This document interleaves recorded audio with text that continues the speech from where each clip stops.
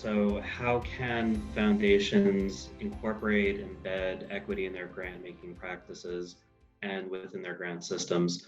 It's a huge topic in the field right now. I think there are many, many different ways of looking at it. I think what a lot of foundations are doing to start with is to understand what are the demographics of their grantees currently, and okay, is there a problem? And chances are yes. And then what are the strategies to diversify those portfolios? And that's creating a lot of self-reflection in the field of funders better understanding the barriers that they've put up to basically lead to the same sort of conclusions of who they fund.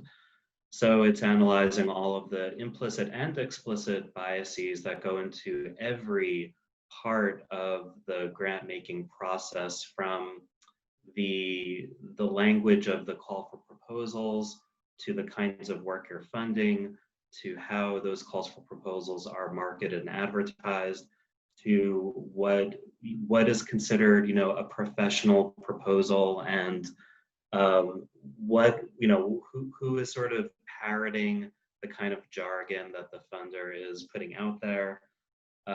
Who are the reviewers? What do they look like? Do they reflect the people who are applying? And so much more.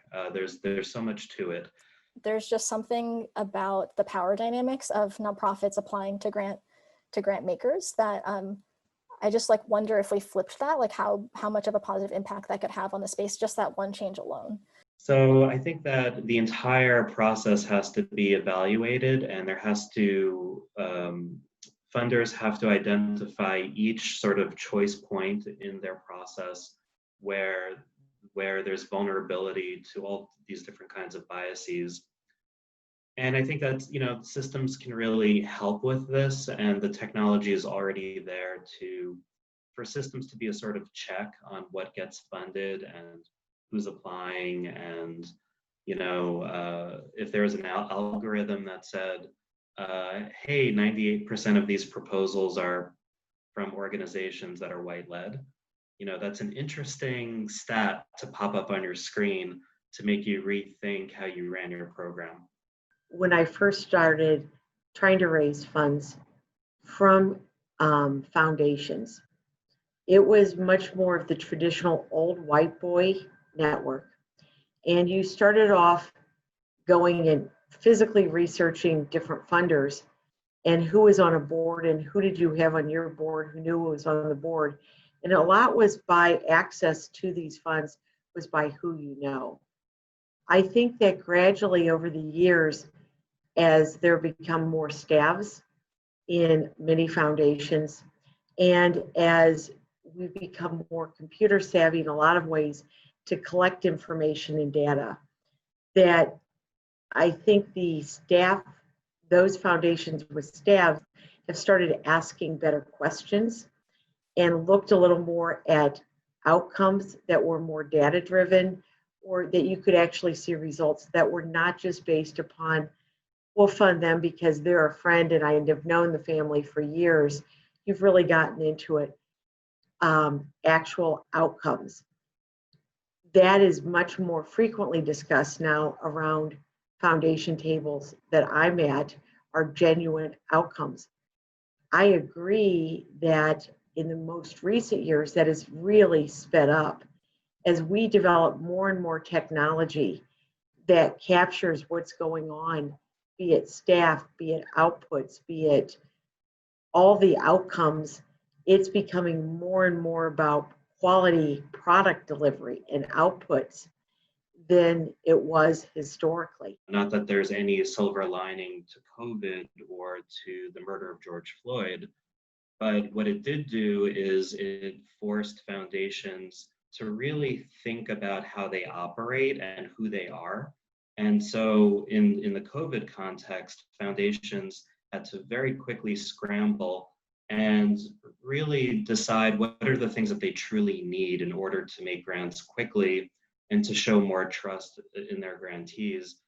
And And the murder of George Floyd has been this kind of spark or jolt to philanthropy, where philanthropy woke up and said, oh, you know what, we're actually very white, and we've propped up white supremacy, and we're complicit, and we may have caused and perpetuated harm.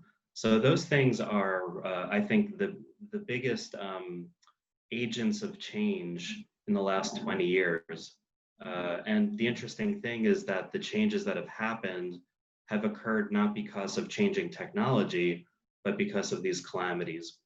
I also think that last year, even before we got into a lot of the really important health equity discussion that really lifted this summer, was some interesting research that was done by the Urban Institute that says that the largest 5% of charitable organizations accounted for 87% of the expenditures and the dollars coming into it.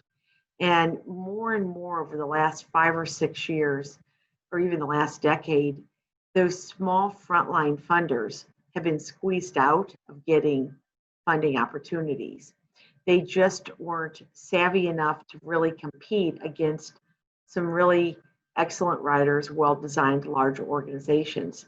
So I think, though, with this new thrust on equity, there's a renewed focus on what are we doing for the front line, more of that small grassroots.